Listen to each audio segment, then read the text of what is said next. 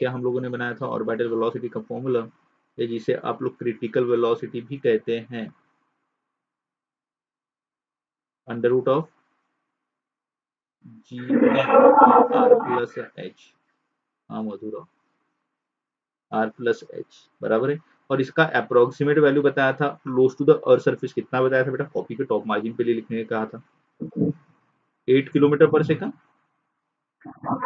हाँ, और शायद टाइम पीरियड का एक फॉर्मूला बनाया था, और उससे टाइम पीरियड का फॉर्मूला क्या था, 2 pi under root of r plus h cube, है ना ये, यानी स्मॉल आर क्यूब लिखा था अपॉन जी एम था, आर प्लस एच यानी आपका था स्मॉल आर।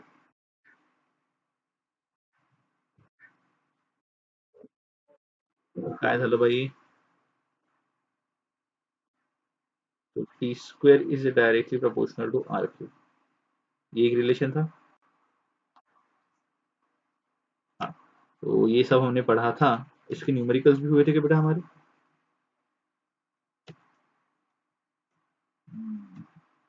न्यूमेरिकल हुए थे क्या कुछ,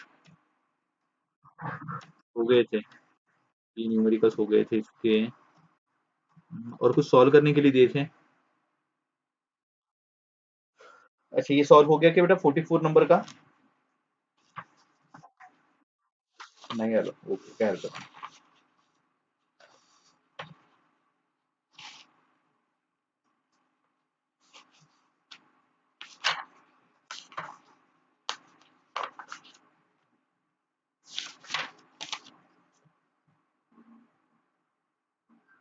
क्या पूछा है आपको, a satellite launched into the circular orbit of radius r around the earth, while the second satellite launched into the orbit of the radius 1.02 r. The percent difference in the time period of two satellite is, percent difference in the time period of two satellite is, देखेंगे यहाँ पे, जैसे कि हम लोग बात कर रहे हैं कि यहाँ पे पहला सैटेलाइट है जिसका टाइम पीरियड है T1, और दूसरा सैटेलाइट है उसका टाइम पीरियड है T2, ठीक है। पहले का radius R1 is equal to R, and दूसरा बेटा R2 is equal to 1.02 R, ऐसा दिया हुआ है, ऐसा हमें दिया हुआ है। पहले का टाइम पीरियड T1, दूसरे का टाइम पीरियड T2, पहले का रेडियस R1 दूसरे का रेडियस R2 is equal to 1.02 R। तो percentage difference in the time period, time period का परसेंटेज डिफरेंस, ओके। जैसे कि आप लोग जानते हो बेटा, t square is a directly proportional to are cube, है क्या बेटा, ये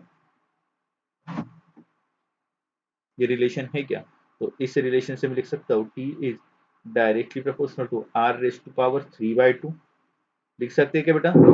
मैंने यहाँ पे जो स्क्वायर है उसको रूट में कन्वर्ट किया है, स्क्वायर को रूट में कन्वर्ट करने से टी स्क्वायर का टी हो गया और 3 का हो गया 3/2, लिख सकते हैं। हाँ, अब देखो, change of change of time period is depend on, किस पे ऊपर डिपेंड है, change of radius, change in the time period is depend on change in the radius of the orbit, depend है। और पावर जो भी होता है बेटा, परसेंटेज में जो पावर होता है वो कहाँ पे आता है बेटा, परसेंटेज में जब भी हम लोग पावर लिखते हैं वो कहाँ पे आता है, मल्टीप्लाई में आता है, आता है। अब देखो यहाँ पे, जैसे कि हम लोग बात कर रहे थे ओरिजिनल रेडियस कितना था आर, और चेंज वाला रेडियस कितना हो गया, यानी बाद वाला रेडियस कितना हुआ 1.02 आर। अच्छा तो परसेंटेज कितना चेंज हुआ, कितने परसेंटेज में चेंज हुआ, 2%। परसेंटेज में वैल्यू निकालने के लिए क्या करते बेटा,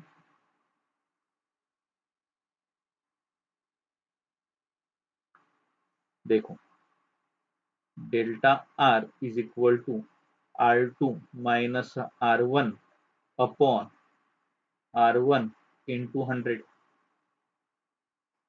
ये आएगा R2 कितना 1.02 माइनस 1 अपॉन 1 इंटू 100, कितना आएगा इनका सब्सट्रैक्शन, 0.2 इंटू 100, 0.2 इंटू 100 कितना आएगा? 2%। समझ में आ गया क्या बेटा? Change of a radius vector, sorry change of a radius of the orbit. ठीक है, तो ये डेल्टा आर का वैल्यू आ गया 2, यानी 3/2 इंटू कितना परसेंट? 2%। तो कितना आ गया आंसर?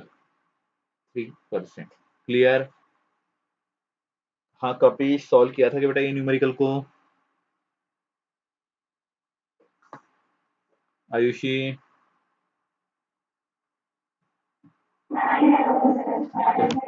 अच्छा, हे समझ लो होगा। मधुरा अभी क्लियर है बेटा? नचिकेत? नचिकेत समझ में आ गया बेटा? और किसी को नहीं समझ में आया था? ओमकार, साइली,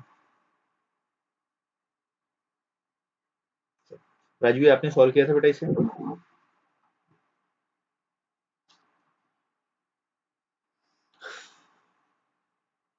ठीक है, चलो बड़े आगे बेटा। नेक्स्ट देखिए, अंजलि, अंजलि गुजरकर पिछले लेक्चर में नहीं थे बेटा? लास्ट लेक्चर कहाँ गए थे? घर में ही थे?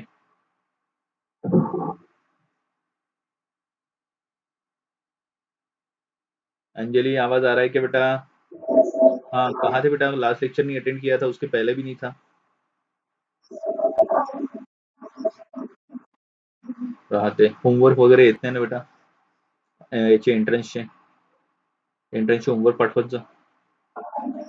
अच्छा ठीक। देखो नेक्स्ट न्यूमेरिकल ये सॉल्व किया बेटा आप लोगों ने? हो गया। Time period of the satellite of the Earth is satellite of Earth is 5 hour if the separation between the Earth and the satellite increases to 4 times of the previous value. Then the new time period will be, simple था। यहाँ पे पहला time period दिया है बेटा आप लोगों को, T1 is equal to 5 hour और डिस्टेंस था R1 is equal to R। बाद में टाइम पीरियड कितना होगा ये पूछा गया है। अगर अगर रेडियस कितना होता है, रेडियस इज इंक्रीजेस टू, कितना इंक्रीज हो रहा है? 2 लिखा है ना बेटा, ये 2 और बाय में बहुत फर्क है, याद है क्या बेटा? 2, 4 times of the previous value यानी 4 इंटू आर, ऐसा है ना? तो T is directly proportional to R raise to power 3/2, ऐसा ही रिलेशन, यानी T2 by T1 is equal to R2 upon R1 raised to the power 3/2। Simple था numerical. तो T2 is equal to T1 into R2 का value, R2 का value कितना? 4R upon R raise to the power 3/2। Shivansh solve किया था क्या बेटा numerical? 5 hours into 4 raise to the power 3/2। 4 raise to power 3/2, पहले तो रूट कर लेंगे बेटा, रूट करेंगे तो कितना आ जाएगा? 2 आ जाएगा। तो T2 into 5 into 2 raise to power 3, ठीक है ना? और 2 रेस टू द पावर 3 कितना? 8 आ गया आंसर। सिंपल कैलकुलेशन था। ठीक है, तो ये रिलेशंस आप लोगों को T square is directly proportional to are cube, तो इसी को ही मैंने थोड़ा मॉडिफाइड किया। यार बहुत लेट लेट आ रहे हैं यार, आज क्या हो गया ना? आज मंडे है कि कौन सा दिन है? पक्का मंडे है ना? सब लोग क्या आज सो रहे थे क्या, आराम कर रहे हैं सब लोग?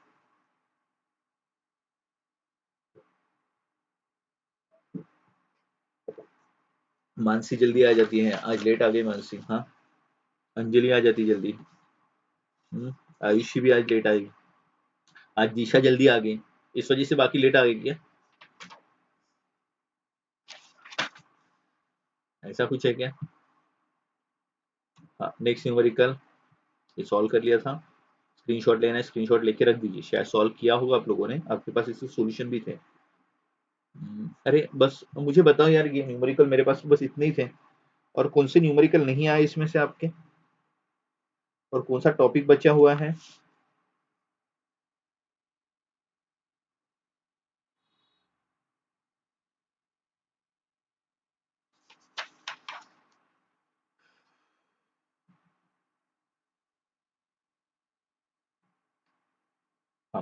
तो एक काम करते हैं, मैं कुछ न्यूमेरिकल्स, क्योंकि हमें अभी नेक्स्ट चैप्टर को शुरू करना है, बट इसके कुछ पार्ट्स बाकी है, अभी भी कुछ पार्ट्स अभी भी बाकी है। एक मिनट। कौन कौन से न्यूमेरिकल जो है वो आप सॉल्व कर सकते हैं। इसके बाद का टॉपिक कौन सा बेटा, केपलर्स लॉ वाला ही है ना? तो उसमें से ऑलरेडी आपने ये जो फॉर्मूला हमने पढ़ा ना, T square is directly proportional to the R cube, उसी के बेसिस के काफी सारे न्यूमेरिकल्स हैं, उसी बेसिस पे काफी सारे आपकी न्यूमेरिकल्स हैं। और एक है केपलर्स लॉ। अच्छा ठीक है, मैं केपलर्स लॉ को एक्सप्लेन कर देता हूँ, शायद आपको पता होगा केपलर्स लॉ। याद है क्या बेटा? एक मिनट, मैं यही पे ही स्लाइड्स में केपलर्स लॉ को एक्सप्लेन कर देता हूँ, बता देता हूँ केपलर्स की तीनों लॉ। सबसे पहले केपलर्स का लॉ क्या कहता है बेटा? केपलर्स फर्स्ट लॉ क्या कहता है?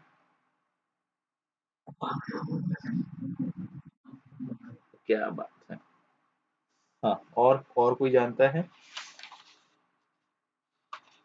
केपलर्स का फर्स्ट लॉ? जितने भी अपने यूनिवर्स में प्लेनेट है बेटा, जितने भी अपने यूनिवर्स में प्लेनेट है, सब चक्कर लगाते हैं किसका? Every planet in the universe revolve around किसका? रिवॉल्व अराउंड, हाँ हाँ, रिवॉल्व अराउंड द सन इन कौन से ऑर्बिट? एलिप्टिकल ऑर्बिट, बराबर है। और एलिप्टिकल ऑर्बिट में चक्कर लगाते where sun is at one of the, okay, तो यहाँ पे इलिप्टिकल ऑर्बिट में चक्कर लगाते तो सन कोई भी एक फोकाई पे रहेगा, फोकस पे रहेगा, बराबर है। तो सन और ये एवरी प्लैनेट,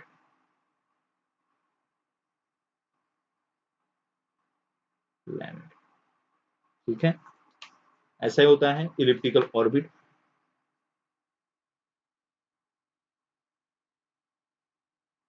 इलिप्टिकल ऑर्बिट, तो ये एक आपका फोकस हो सकता है, या फिर आपका फोकस यहाँ पे हो सकता है, बराबर है। अरे कहाँ चला गया, गायब? हाँ, ऐसा कैसा हो गया, गायब क्यों हो गया भाई?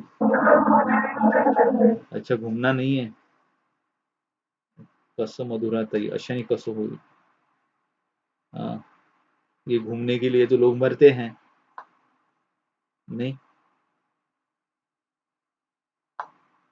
उसे शायद नाराज हो गया होगा वो, डर गया होगा।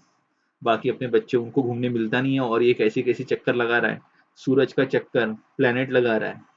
और ना बेचारा सूरज घर में बैठा है। ऐसा हो सकता है किसी बच्चे ने अपनी नजर लगा दी होगी, ओमकार ने नजर लगा दी होगी, ठीक है। अच्छा, यहाँ पे देखो, every planet revolve in around the sun in the elliptical orbit. Elliptical orbit में रिवॉल्व होता है, ये पहला है हमारा। देन सेकंड क्या है बेटा? तूने नजर नहीं लगाई, यानी तू इधर उधर तू भी चक्कर लगा रहा होगा। अच्छा, बता किसका चक्कर लगा रहा है? हाँ, देन बेटा सेकंड लॉ, ये तो फर्स्ट लॉ हो गया। सेकंड लॉ क्या है?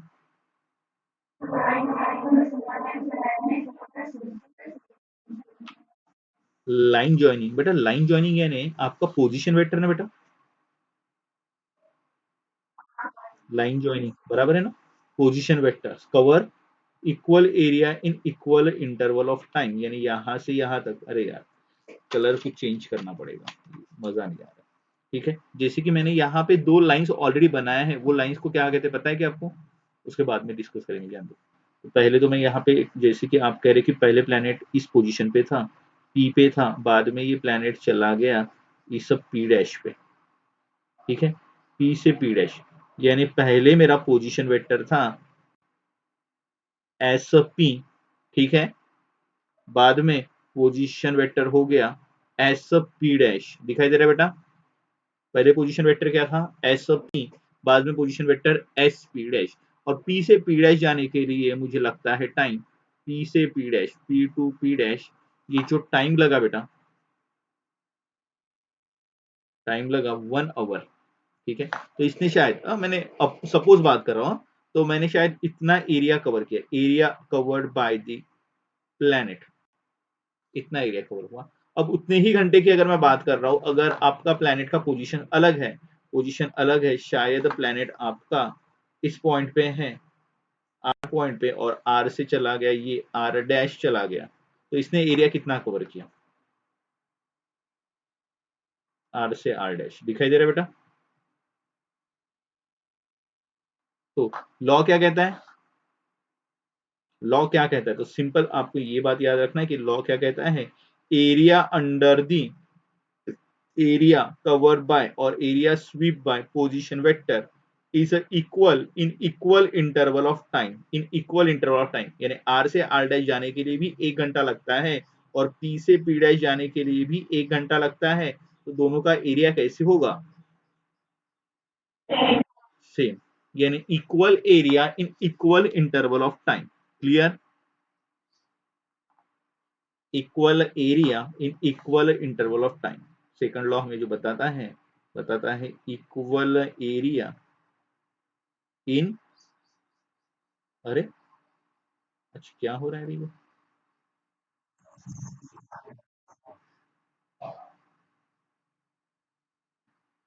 ऐसा गायब जो क्यों हो रहा है, equal area in equal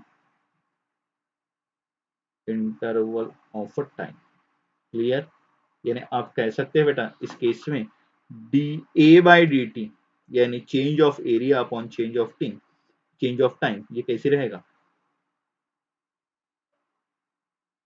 constant, clear, change of area upon change of time ये कांस्टेंट रहेगा। क्या हुआ ओमकार, तुम अच्छी तेरी नजर लग ली,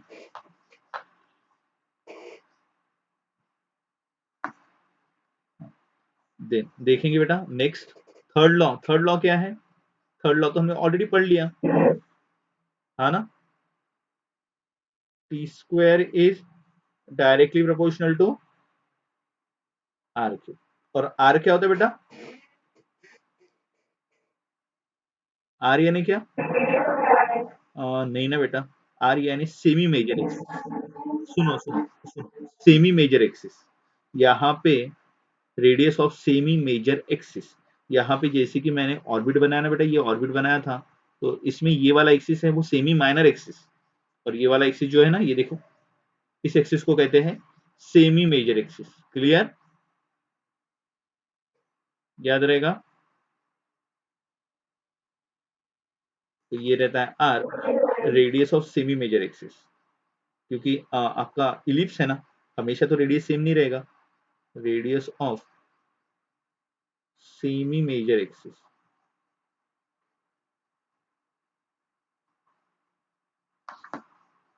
क्लियर,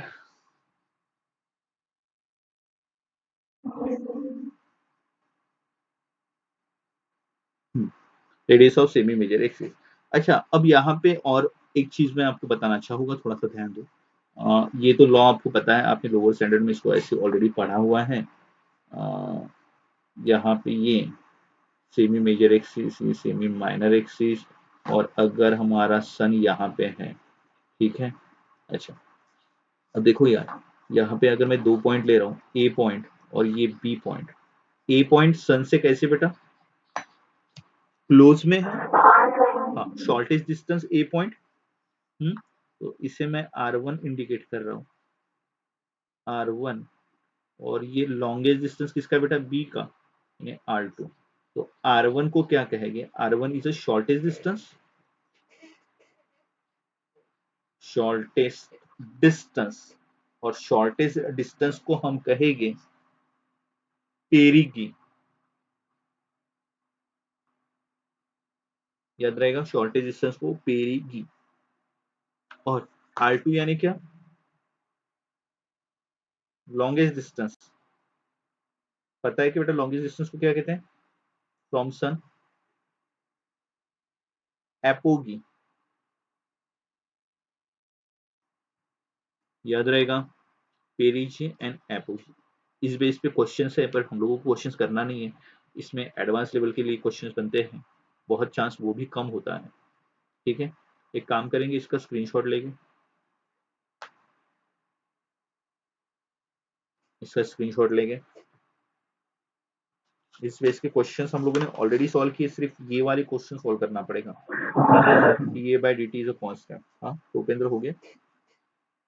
ओके, तो बस इस बेस के कुछ ही क्वेश्चंस हमें लेना है जो D A by D T constant है, बाकी तो मैक्सिमम न्यूमेरिकल हमारे हो गए हैं।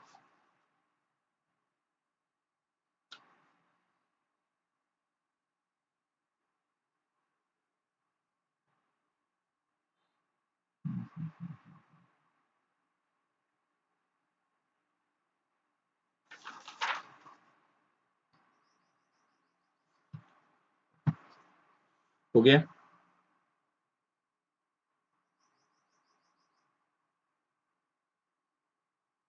क्या हुआ मधुरताई? टिक्का कोणता लावायचा आहे का? अच्छा, वो काला वाला माला वाला हो गया ना। अच्छा अच्छा, हाँ, क्या करते हैं अभी, वैक्सीनेशन तो नहीं मिल रहा है तो काला टिक्का लगा के ही घूमेंगे, बोलना है ना, टीका लगा दिया क्या हो बोलने का है ना। कार्तिक कहाँ पे रे? अरे वो बुकिंग ही फुल हो जाती है यार, वो बुकिंग ही नहीं हो पा रहा है। मिलता सभी जगह पे है पर वो बुकिंग ही नहीं मिल पा रहा है, ऐसा हो गया। यानी जाते हैं साइट पे, रजिस्ट्रेशन करने जाते हैं और बुकिंग तुरंत फुल। देखते हैं आज सेटिंग करके देखते हैं, आज मिलेगा तो ठीक है। आज फिर से जा रहा हूँ मैं। ओके, चलो न्यूमेरिकल्स, इस बेस के न्यूमेरिकल्स कुछ है क्या? एक मिनट है, मुझे स्लाइड्स देखनी पड़ेगी।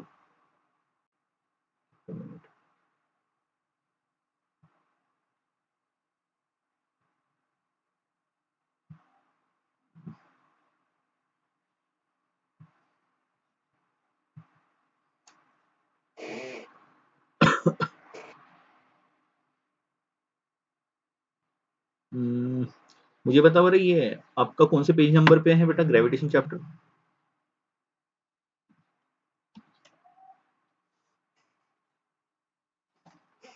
एरर लिस्ट में ग्रेविटेशन कौन सी पेज नंबर पे है? आयुषी, नहीं आयुषी आप बताओ ना।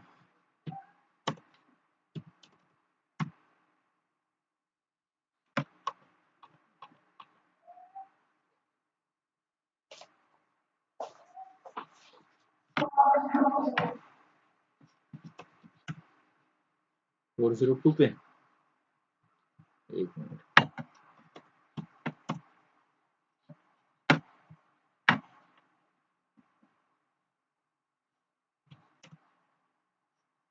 ओके चलो देखते हैं कुछ न्यूमेरिकल्स को।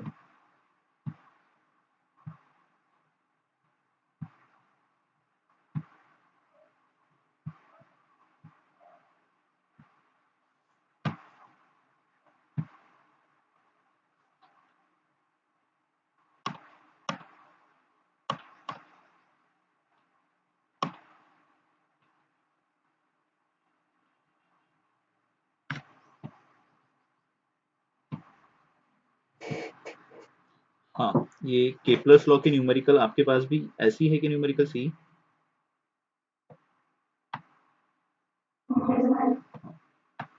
तो ये वाला जो सेकंड वाला न्यूमेरिकल आपको दिखाई दे रहा है बेटा, ये डायग्राम वाला, इसका आंसर क्या आएगा? The figure shows the planets around the sun in an elliptical orbit of the sun at a focus.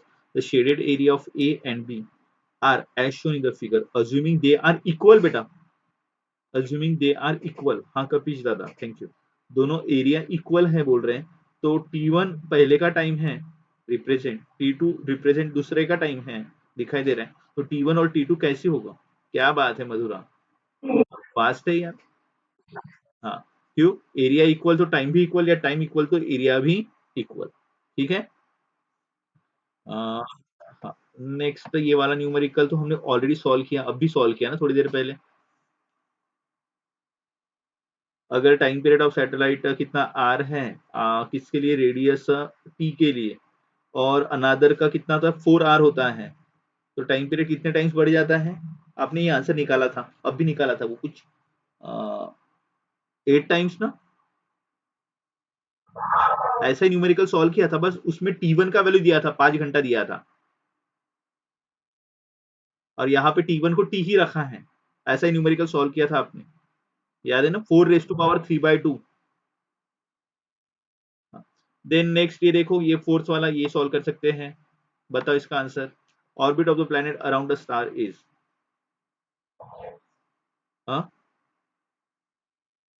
Orbit of the planet around the star is, around the star, star पूछा है यार, कौन सा parabola, पीछे में answer क्या दिया है? हाँ, नहीं नहीं, पीछे में देखो ना ऑप्शन क्या है, तो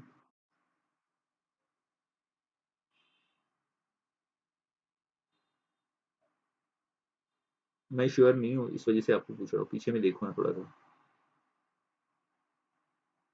है क्या आपके पास ये?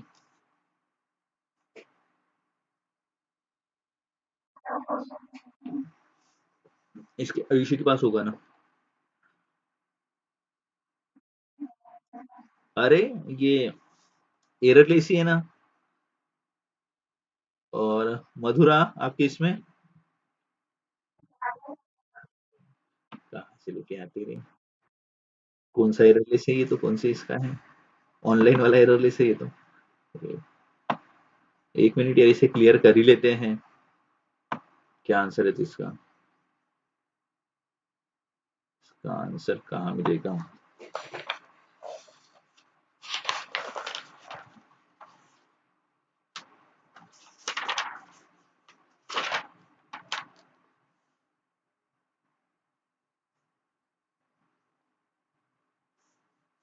मेरे इसमें भी दिखाई नहीं दे रहा, इसी की सॉल्यूशन में मिलेगा उसका आंसर। कौन से नंबर का क्वेश्चन था रे वो? क्वेश्चन हो सके, फोर्थ नंबर का बी कहाँ है बेटा? यश ने बता दिया, बी कहाँ है आंसर? बी यानी इलिप्टिकली कहा है, इलिप्स, तो सूरज को भी स्टार ही कंसिडर किया है, ओके कोई बात नहीं। हम्म, ये देखो फिफ्थ नंबर का न्यूमेरिकल, इसका आंसर देखते बराबर बनता है। हाँ, आ जाएगा। ये 6 नंबर का, the radius of earth become 1/4 of the present distance, तो ड्यूरेशन ऑफ द ईयर यानी टाइम पीरियड पूछा है, इसका भी आंसर निकाल सकते हैं। इसका आंसर ऑप्शन सी नहीं आएगा, 6 वाले का। आप फिफ्थ वाले बात करें ना कपिश, यश, अच्छा 6 में क्या होगा, रेडियस क्या हो रहा है, रेडियस 1/4 हो रहा है, तो आपका ईयर का डिस्टेंस भी कम होगा, कम ही होगा। अब कितने से कम होगा उसके लिए कैलकुलेशन करना पड़ेगा आपको, ठीक है। हम्म,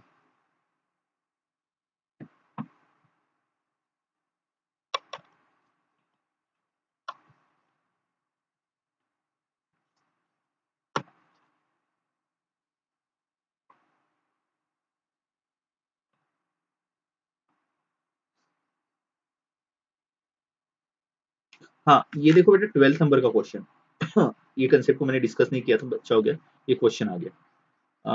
दिखाई दे रहा है बेटा, Kepler second law regarding the constancy of areal velocity, constancy यानी कांस्टेंट, एरियल वेलोसिटी यानी क्या बेटा, area with respect to time constant होता है, that is called the areal velocity of planet, is a consequence of law of conservation of, कौन exactly constant होता है, law of conservation of, तो second law हमें बताता है law of conservation of angular momentum, copy के top margin पे लिख के रखेंगे, ये हमें बताता है laws of conservation of angular momentum, second law of gravitation यानी केपलर्स का सेकंड लॉ हमें law of conservation of angular momentum copy के टॉप मार्जिन पे लिख के रखेंगे, यानी L is equal to constant.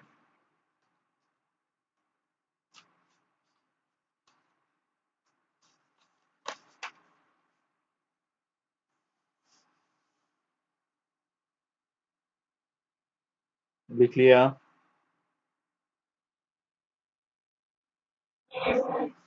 L constant, law of conservation of angular momentum, copy के टॉप मार्जिन पे लिख लो। ठीक है, ये न्यूमेरिकल भी सॉल्व कर सकते हैं। Radius of the orbit is 1/4, then duration of year will be again. इसमें मैक्सिमम न्यूमेरिकल मैं ये नहीं कर रहा हूँ, फोकस नहीं कर रहा हूँ। कुछ न्यूमेरिकल जो है टाइम पीरियड और रेडियस में ही पूछे जाएंगे।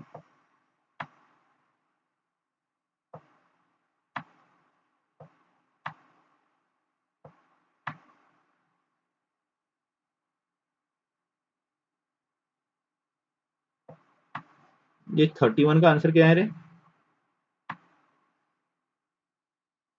Which of the following astronomer first proposed that sun is a static and earth revolve around the sun?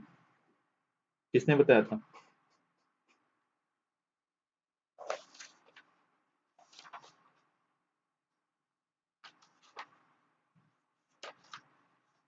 हाँ पता है। हाँ यश, अदिति, गैलीलियो।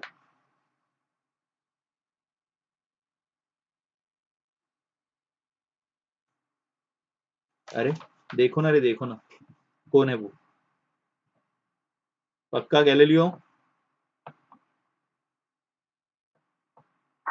हाँ,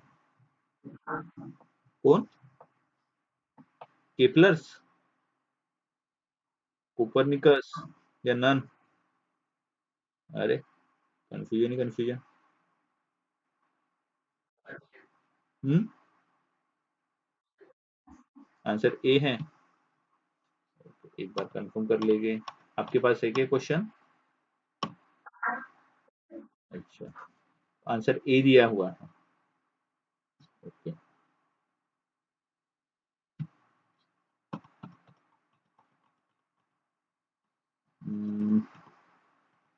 ओके ठीक है, इस क्वेश्चन को तो हम लोग इतना भी ये नहीं करेंगे।